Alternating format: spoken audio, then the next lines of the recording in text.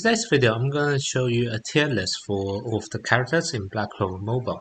Now, you can probably already see my tier list is probably going to be quite different to the other tier lists you see for two reasons.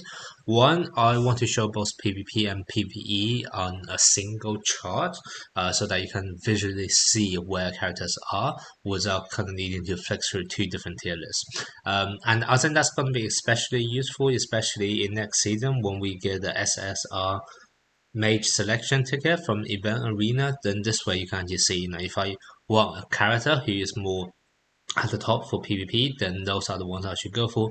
Whereas if I someone who actually is better at PvE, then on the right hand side is those characters who I want. And obviously the sweet spot is kind of this top right corner when you have characters who are both good in PvP and also in PvE. Then the second difference you may have noticed is that I want my tier list to be a bit forward looking. Now, I don't want it to include all of the characters from JP because there'll be loads of characters who are not relevant right now. However, at the same time, I do understand season 4 is about to come, so I do want to include the likes of at least season 4 Noel and Charmy and also Blackcaster, etc., in my tier list so that you see relatively how they are going to shake up the meta and where they are placed and if you want to pull on them or not. Okay, now let's go straight into the tier list itself. I'll try to go from top to bottom, row by row. But if I miss any particular character, then do let me know in the comment section, and I'll try to get back to you. And obviously, I'm not going to talk ages for every single one of them, because otherwise this video will be way too long.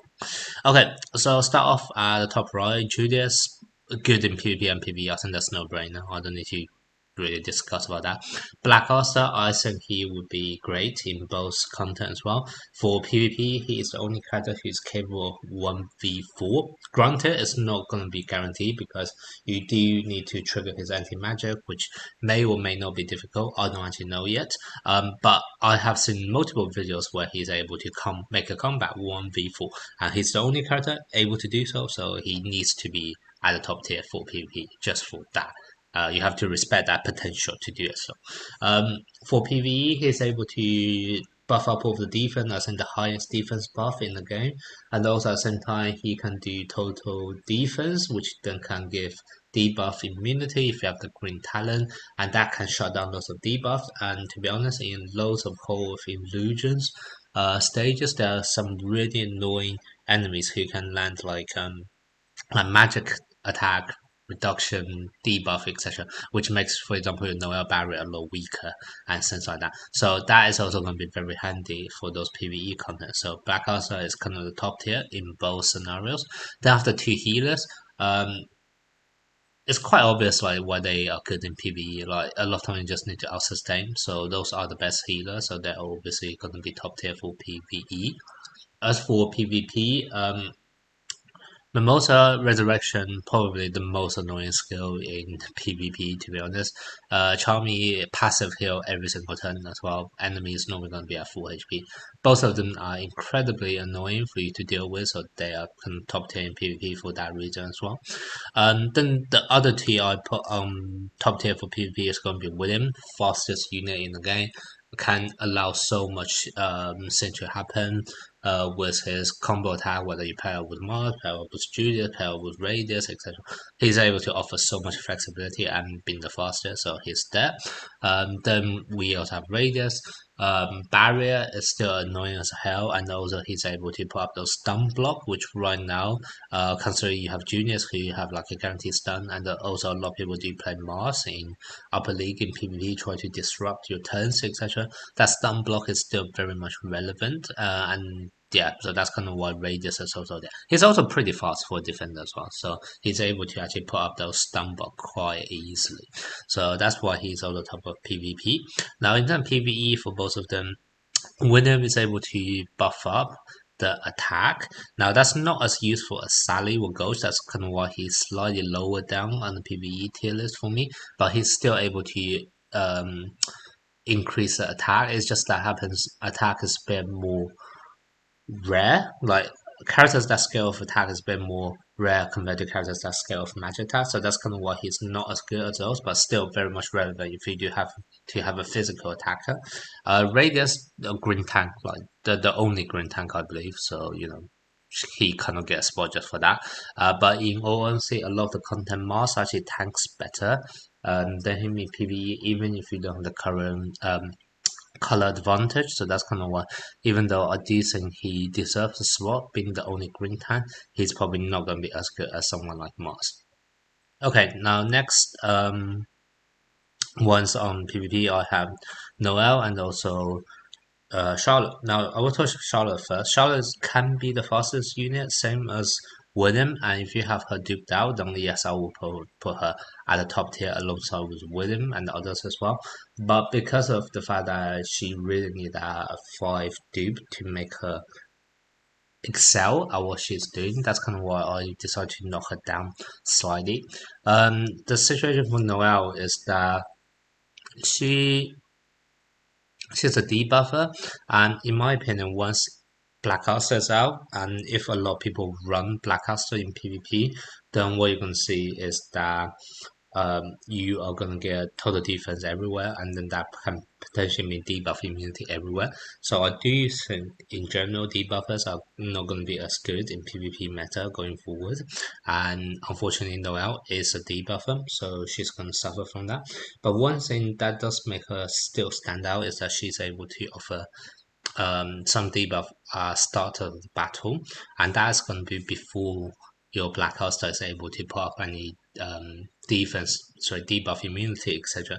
So as a result, I do think she still have some potential in PvP. And also, like I said, this is like a forward-looking meta where I predict how the meta will shake up. I don't actually know how many people will be playing Black Caster in PvP meta, and if you don't see many Black Caster in PvP, then the value of Noel is even going to be even higher.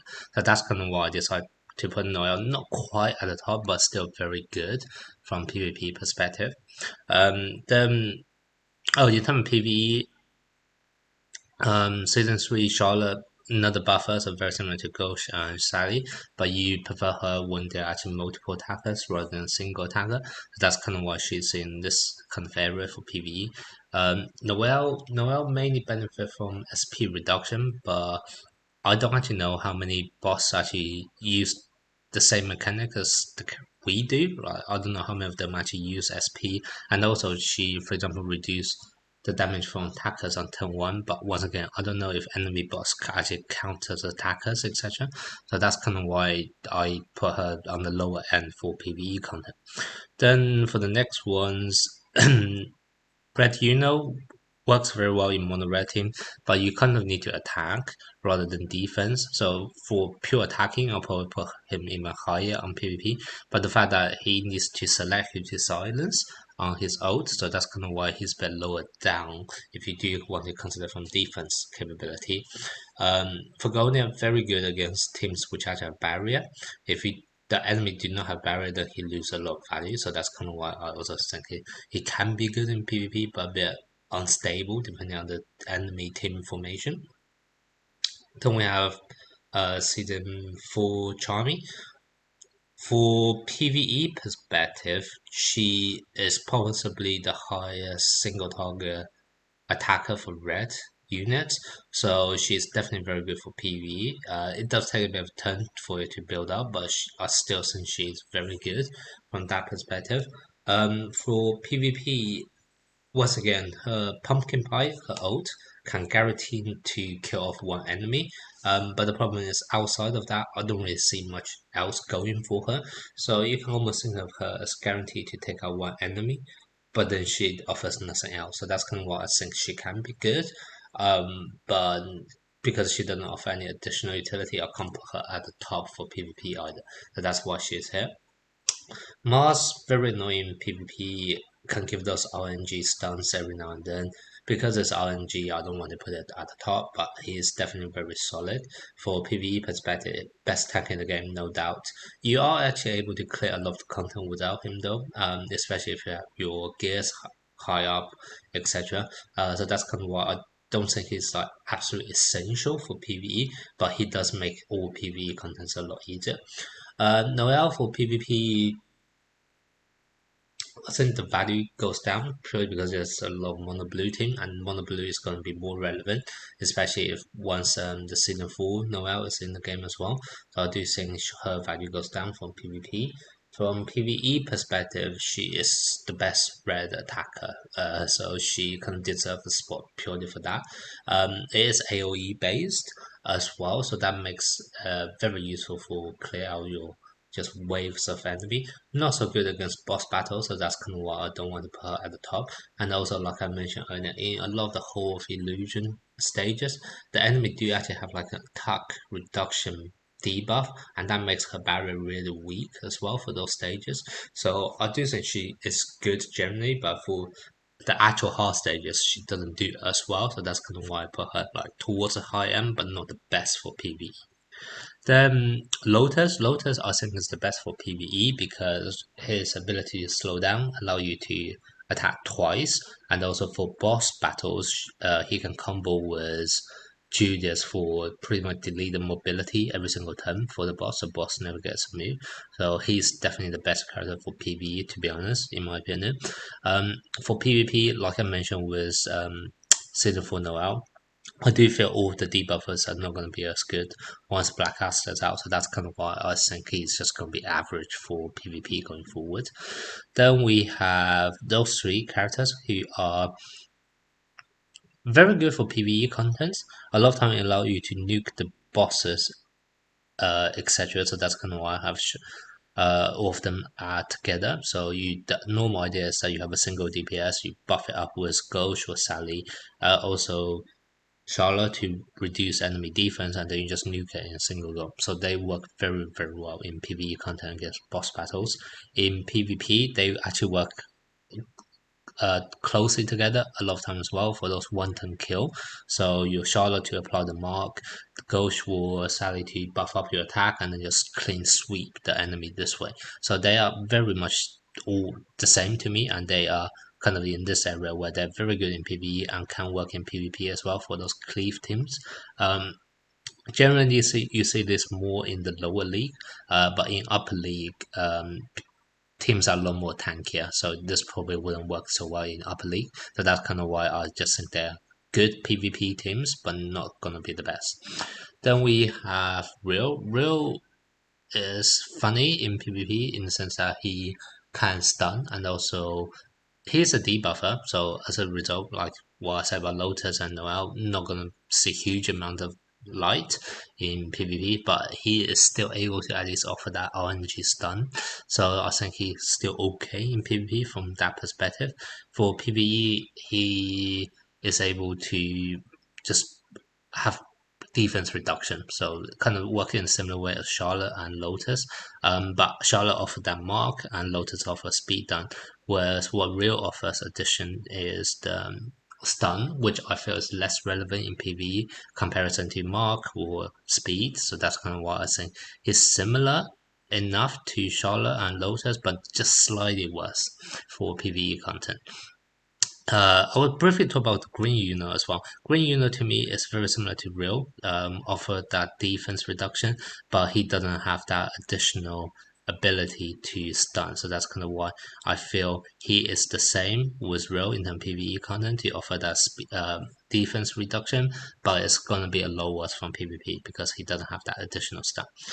Then we move on to Kahuna. Kahuna is a bit of a jack of all trade to me. Able to offer barrier, able to offer healing.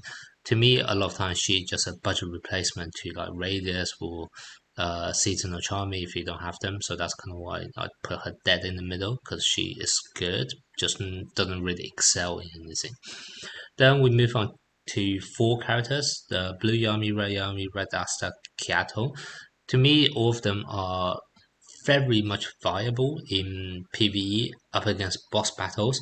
The only problem is everyone kind of have Julius built up, and Julius can pretty much do everything those four can do in PvE boss battle, and it offers more as well. So that's kind of why, even though they are all very good boss attacker, I'll kind of knock them all down from the PvE perspective because Julius can replace all of them. From PvP perspective, Kyato is actually really nice. He's able to offer one-turn kill with his skill 2 if you stack up his buff, and that is actually very strong and can catch people off guard, so you may be able to pick out a lot of defense wins from that perspective, because normally when people say about one turn kill they think of like the Charlotte combination or the red Charlotte teams, whereas Kyato actually offers a different alternative, so that can catch people off guard. So I do think he's good from PvP. The only problem is if you up against Julius can actually resurrect even after you nuke their entire team. So he still doesn't able to guarantee that win from PvP. And it's not against any teams with juniors, etc. Then we have Blue Yami. Blue Yami works well in attacking because you can choose who to silence and also when to remove barrier, etc. But for defense, he's absolutely awful. So that's kind of why I think he's just above average in terms of PvP when you're attacking, but anything else he's not gonna really be used. Red Yami and Red Dust not that relevant in PvP anymore, especially because Julius is everywhere. Red Yami is slightly better, I would argue, purely because he can at least counterattack if you have LR5. But yeah, they're both pretty bad to be honest. Then moving down, Nodal and Fuego, they can work with a combo attack, but that's kind of outdated, so that's kind of why they're pretty bad. And same thing for PvE. They both do AoE attacks, so not too bad if you consider from that perspective, but damage output is not high either, so you won't really use them for PvE unless you really have no choice. But that's kind of why they're here. Leopold, it's not actually bad. I can actually see some utility for Leopold with his skill 2, because with his skill page you can actually stack 2 stacks of burn onto the enemy, and he's the only character who are able to do 2 stacks in a single attack, but that's RNG based. So even though he has that potential to do so, vast majority of the time it's only going to be 1 stack. So that's kind of why, even though I can see some niche use for him, I don't think he will really see too much action in reality. Then on the right hand side we have a bunch of green units. Langris is the best um, AoE attacker for green units, so that's kind of why he deserves a spot, purely because he's the best green DPS for AoE, and Riot is the best single target attacker for green DPS. Now, both of them are not necessary for PvE because, for example, I have cleared all of Hall of Illusions without needing any of them. I didn't need to use any green attacker, in fact, at all for Hall of Illusions. So I don't think they're essential, but considering they are the best in their whatever they're doing, you kind of have to respect that and put them at the top of the PvE. In terms of PvP, they're both pretty bad to be honest. I know Langros can spam his AoE ult, but his AoE ult doesn't actually do much damage. If you look at the damage scaling, it's like similar to what Riot is able to do on his skill 1 when Riot has a buff. So actually it's not that good even if you can spam it. So that's kind of why I do think both of them are pretty bad in PvP. Now obviously Riot and Lit can work wonders if you're up against mono blue team, etc. So I'm not going to put them at the bottom tier, but they are definitely not in the meta for PvE, for PvP at all. I'll probably move this down slightly. Then we have the Seasonal Jack. Seasonal Jack works very similar to Riot when you come to single target boss nuker, but he takes more time to build up, or you need higher dupe if you do actually want to use this on turn 1 or turn 2, for example. So for that reason, Jack is going to be worse than Riot. And obviously for PvP, similar kind of situation. You either need turns to build up for your miscalculation stack, or you need really high dupe for him to work. So that's why I also knock him down on the PvP front. Then we have Funner. Funner is not bad for PvE. Probably the best AoE attacker for blue, but a lot of time you don't need that. Like I can already clear the red dungeon, gear dungeon in like 30 seconds with juniors, so I don't actually need Funner. Then we have Jack, best single target blue boss killer, but once again, everyone have juniors, so why would you need Jack? Then we have this red tank Asta, have a nice utility in terms of the fact that he's able to remove debuff from your whole team. which on paper I think he's the only character who is able to do that at scale. But at the same time, I haven't personally found the need for too many of that. And also with the release of Black Caster, you can prevent your team to get debuff anyway, rather than trying to get the debuff then removing them. So that's kind of why I also think he's going to be bad from both PvP and PvE, because he'd just be a worse version of Blackcaster, and I know a lot of people are going for Blackcaster, so why would you bother with him? And then Vettel, I honestly don't see any ways to use him at all. So I don't know how you're supposed to even play him. So he's going to be at the bottom of everything for me.